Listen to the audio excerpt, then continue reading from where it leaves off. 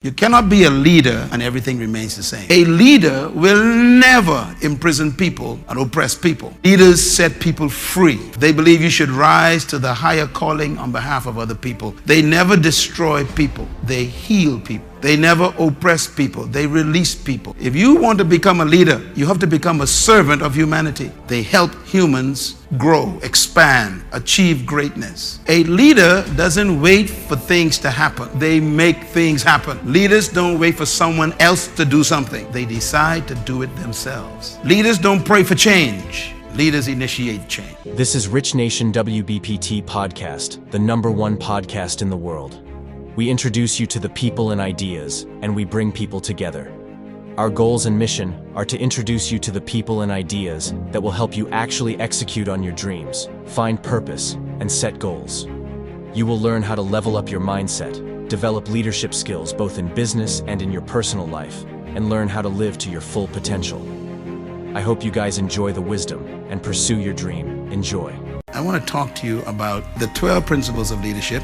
I'm going to give you them very quickly. I'm going to deal with them personally. You want to focus for the next few minutes on the 12 principles for developing your personal leadership. I want you to focus on the word principles for a minute, because the word principle actually is important. A principle is a law. It's a law. And it's a law that affects function. Principles are not facts. Facts change. You don't want to live your life by facts or according to the facts of life. Don't do that. Facts are unpredictable. They always change. Principles are constant. These are laws, sometimes we call them precepts, that are created or inherent in creation, or that are built into life, that if you follow them, you will guarantee success. So the facts don't do that. Principles guarantee success. I'm going to teach you principles of developing yourself into a leader. Now, a principle means that it's a law, which means that it works everywhere, it works for anyone, and it works anytime, in every situation. That's the power of a principle. A principle has no respect for anybody. You got to respect the principles. So if you learn principles, you become wiser than people who know facts. Plus, principles give you the power to always know what to do. They simplify life. So principles are critical. So what I'm going to share with you then is these 12 principles that I have discovered, learned, applied, and also researched in the lives of people who were effective influencing the world. I live by them myself, and that's probably why my influence is becoming broader daily. These principles work for anyone and everyone, which means that really anyone can become a leader. I know this sounds almost impossible, but God's plan was never for anyone to be a follower. We became followers because we lost our leadership spirit when we declared independence from the source of leadership, which is God Himself. And we are therefore victims of our context and our cultures. And my hope is that I can set you free from your culture, which I was a part of myself. I mean, I was a prisoner of the culture in which I was born, and that culture does not develop leaders. That culture encourages servitude. And I think all of you are suffering from that culture because we are born in a culture that does not believe in us. And that's a fact. The culture we were born into are designed to make you an employee, to make you dependent, and to guarantee that all you will ever have in life is a job. That's the culture we are in. All of our systems and education and our training and even our upbringing is designed to maintain that environment, that you behave yourself. Matter of fact, one of the common statements I heard growing up was this: know your place. That's a serious statement, but what that really means is there are some boundaries you ain't supposed to cross. There's some areas you ain't supposed to leave. There are some restrictions you're supposed to live in for the rest of your life, and you are a victim of what we say you can and cannot do. This is the environment we were born into. This is debilitating, it is oppressive, and we even have accepted it as life, which to me is tragic, because we have surrendered to what I call the context. This is my lot, we say. This is what I have to deal with. This is what I have to put up with. And so we end up surrendering to the culture, and the culture is designed to bury us before we die. Most of us are actually already buried. We're buried in a culture that has completely devalued us. Now, what I'm hoping to do is to set you free from that culture, which really created your mentality. And of course, your mentality becomes your own prison. And what I try to do is to break into your mentality and change your ideas. You are simply the manifestation of your own ideas. That's what you are. And until you change your ideas, you can never change your life. So what I do is I introduce, I don't want to use the term new ideas, I introduce the original ideas that you lost back to you. I want to begin this segment then talking a little bit about leadership motive, because this is the context we're dealing with. True leadership must lead to change, and that change translates into social betterment. Anyone who says that they are a leader must focus on changing their environment, their context. You cannot be a leader and everything remains the same. If you claim to be a leader and nothing is changing around you, or you are not changing anything, you are simply a manager, not a leader. That leads to point number 2. True leadership should not and must not support any vision or process that perpetuates or gives continuance to social injustice. A leader will never imprison people and oppress people. Leaders set people free. True leaders deliver people from the inhibitors of life. They help people discover that there is no limit to what they can do or become. Any leader that does not introduce that kind of life to you is not a leader, that's a dictator. That leads to point number 3. True leadership is always committed to the essence of life. In other words, a leader believes in the noble values of life. They believe you should rise to the higher calling on behalf of other people. They never destroy people. They heal people. They never oppress people. They release people. If you want to become a leader, you have to become a servant of humanity. If you claim that you want to be a leader in your generation, you're going to have to find a vision and a cause that improves other people's lives, not your bottom line or your pocketbook. So most of the people that we call leaders, we need to measure them against these 3 principles. These are principles. The first one, leaders are interested in the betterment of other people. Number 2, they are against injustice. And number 3, they always work on the behalf of humans. They help humans grow, expand, achieve greatness. This is the spirit of true leadership. Now, I want to give you what I call the 7 lessons of leadership.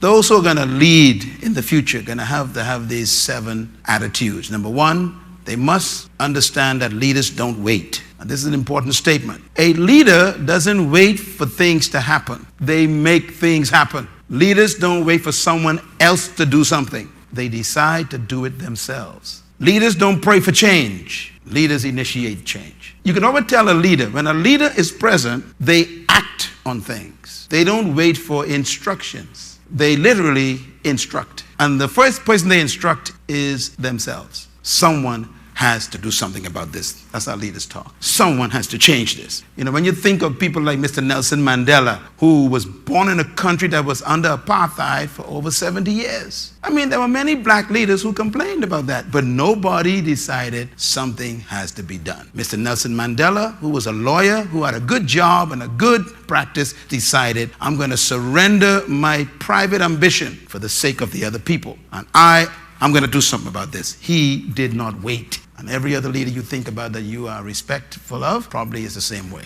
including people like Sir Lyndon Pinling and Nelson Mandela and Martin Luther King Jr. and Mother Teresa and Helen Keller. So many people in that category. They all have the same spirit. I'm not going to wait. Let's do something. My question is, what are you observing in your environment that you are complaining about and doing nothing about it? That means you are not a leader. You are a complainer. The second principle is leaders know character counts. Leaders are very careful to protect their character. And thirdly, leaders have their heads in the clouds. They have a big vision, but they also keep their feet on the ground. They're in touch with the compassion needed of the people who are not where they are. Leaders should always be ahead of people, but never out of sight. In other words, the people don't know where to go if they can't see you. So you're supposed to be with your head in the clouds, with a massive vision, a big dream, all these great ideas, but don't let your feet leave the ground because some people ain't in the clouds. So they are in touch with the infirmities of the people. They come back and teach and train and motivate and help those people. Thirdly, leaders must be aware of their shared values. Their values are important. They believe things they value, the people should value, and they share their values. Number 5, leaders know you cannot do it alone. Leaders are very driven, but they like people in the backseat with them. They know they can't go alone. They always know that they need a team. They need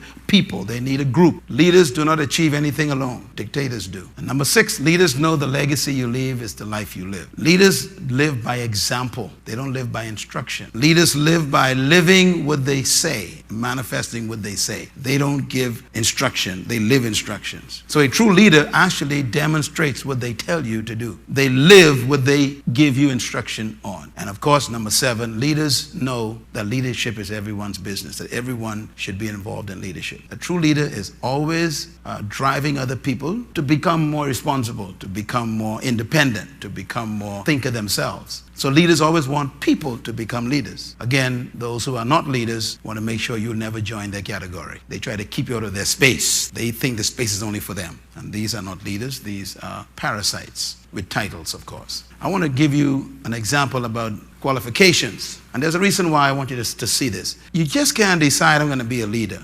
You have to be trained and also have to have some qualifications. And I want to make a reference to the first century leader whose name was Paul. Paul was trained highly by the University of Gamaliel. He was one of the top students from that school. So Paul was very well educated. And Paul was also a Roman citizen, even though he was a Jew. So he was exposed to a lot of the leadership environment of the pagan world. And Paul began to train leaders to take positions in churches that he built all over Asia Minor. And Paul began to appoint people to take leadership positions, but he knew that they had to be trained. And he laid out in this statement, in his letter to one of his young leaders, whose name is Timothy, Paul says, if you're going to appoint people, here's some qualifications they should have. In the book of Timothy, 1 Timothy chapter 3, Paul says, if anyone sets his heart on being an overseer there means manager or leader, okay? It's not a religious term. If he desires that, he says, that's a what? A noble task. In other words, if you decide that you want to be a leader, Paul says that's a good decision. I've heard so many people, especially religious people, I don't really want to be, I don't want to be up front, I just want to sit back. What are you telling me? Paul says, look, desire to be a person of influence. And if you do it, that's a good thing. Paul had the same problems 2,000 years ago than we have today. People who just like to attend church. They don't want to get involved in nothing. They don't want to be responsible for nothing. They don't want to make any difference, any changes in life. They just want to kind of just come and warm a pew and then go back home and watch TV. Paul says you should have a desire to be a leader, one who oversees something. And then he says if you desire that, that's a good thing. But now he cautions us. He says there are some qualifications. Let's read them. He says, now the overseer must be above what? Reproach. Secondly, the husband of but one wife. Notice Paul didn't even get the power and authority and stuff first. He's dealing with something different first. He's dealing with personal lifestyle. He's dealing with private issues. Because you lead out of your life, not out of your position. And your life could destroy the position. Your life is more important than the position. How many people you know have high position, but their lifestyle destroyed it? So Paul says, before you desire a position, let's deal with you first. Be above reproach, husband of one wife, temperate. Don't let that word slip by. Temperate. Temperate means you don't get angry quickly. Let me tell you why Paul said that. When you are in leadership, the people will test you every day, all day, every minute of the day. Matter of fact, Moses lost his leadership through the word temperate. That's how he lost his leadership. Moses lost it. He never went to the promised land because of that word, temperate. You remember Moses? Why did Moses lose his leadership? He became angry at the people. You've been with people for 40 years. You're supposed to be used to their foolishness. But I think Moses he didn't eat well that morning or whatever. Maybe his wife didn't do him well. I don't know, but the guy was off.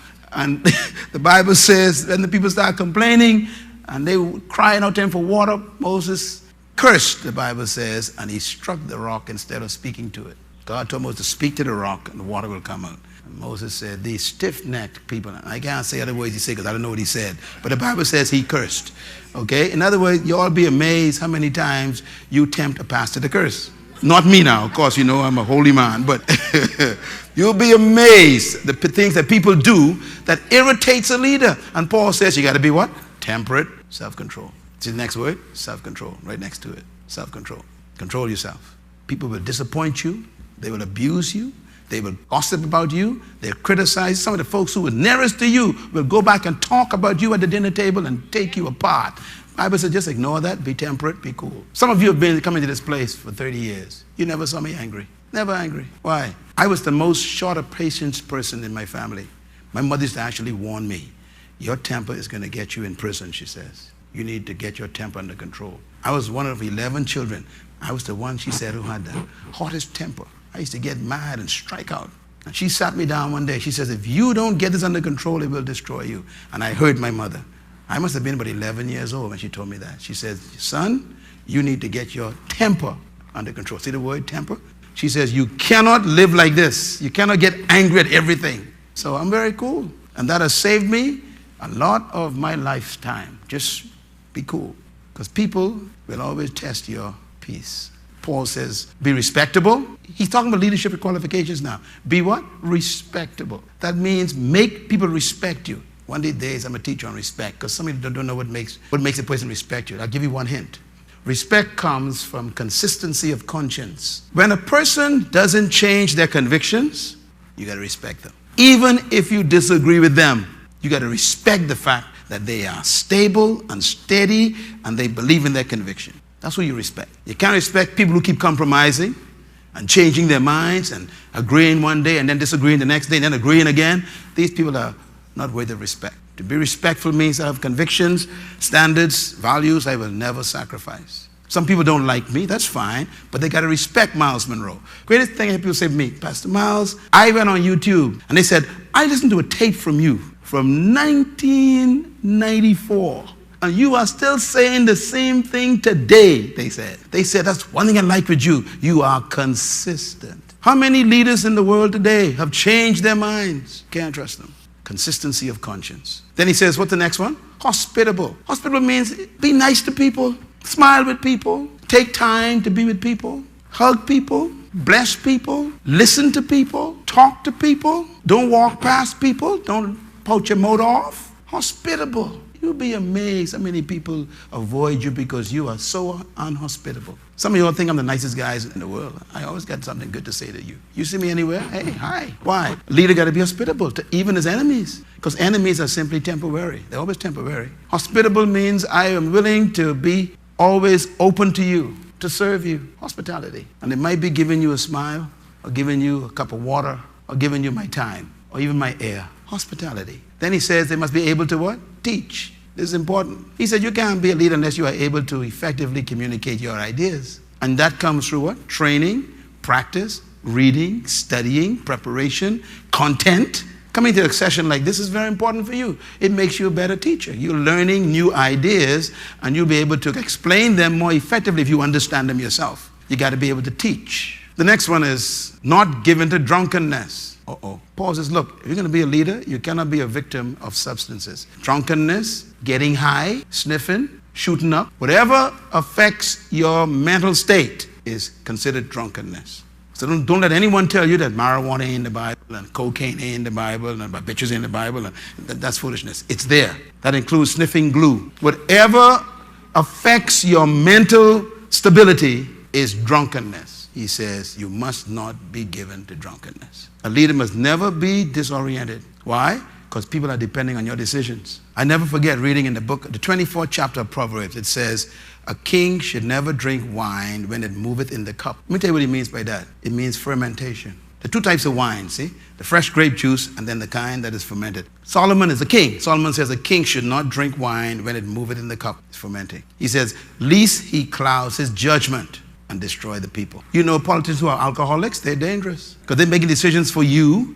behind closed doors, and they could be affected mentally by the substance that they are being influenced by. So leaders must not be controlled by any substance. Very important. Then the next one is what? Not violent, but gentle. Lashing out at people. You know, some people you're afraid to talk to because they always seem to be angry, or they seem like they're irritated by anger. You normally avoid those people. The Bible says if you're going to be a leader, you got to be very gentle, you know, open, kind. And some folks got not nice things to say about you, you know, or to you. You got to still be nonviolent. I think Nelson Mandela and Martin Luther King Jr. showed this beauty of nonviolence. They were gentle. Next one is what? Not given to quarrelsome. Oh boy, that sounds like a Bahamian name. Not quarrelsome. You cannot be a leader if you're always creating arguments. picking fights, quarreling over little things that are not important. Sometimes it's just easier to just be quiet and let the people do what they do and maintain your integrity. You don't get involved in quarrels. The next one is what? Not a lover of money. Why Paul put it on the list? Because he had that problem. There are people who go into positions to secure themselves, not to secure the people. They go into positions so that they can become rich, not to enrich the people. Paul says you should never be motivated by money if you're going to be a leader, because you will sacrifice the people for money and also sell your integrity for it. The next one, he says, it must be one who manages his own family well and see that his children obey him or her with proper respect. You know, my life, I have to live my life a certain way for you all to respect me. So my son and daughter, they are my greatest test of my leadership. And both of them respect me, and they work with me now, and they are helping me do what I do. I didn't ask them to come and join me. They decided that themselves. This is a part of qualifications for leadership. Now, there are sometimes your children, they don't behave properly. What you got to always remember in your mind is that you did your best with them. You can't make children do certain things. You can't force them. When they have become adults, they got to make their own decisions.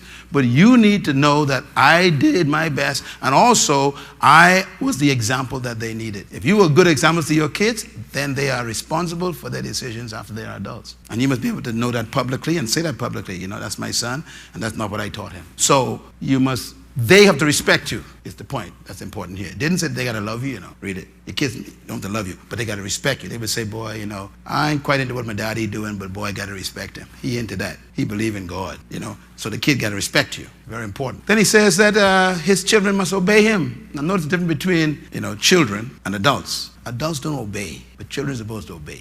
So when they're small, they should obey you. If you're going to be a leader, you got to instill in your children a respect for authority. If you want to support our podcast and stay informed about our latest episodes, we're always creating new content every week for our podcast. Subscribing is the best way to ensure that you don't miss out on any of it. Please hit the subscribe button. We really appreciate it. God blesses you all and be legendary, my friends.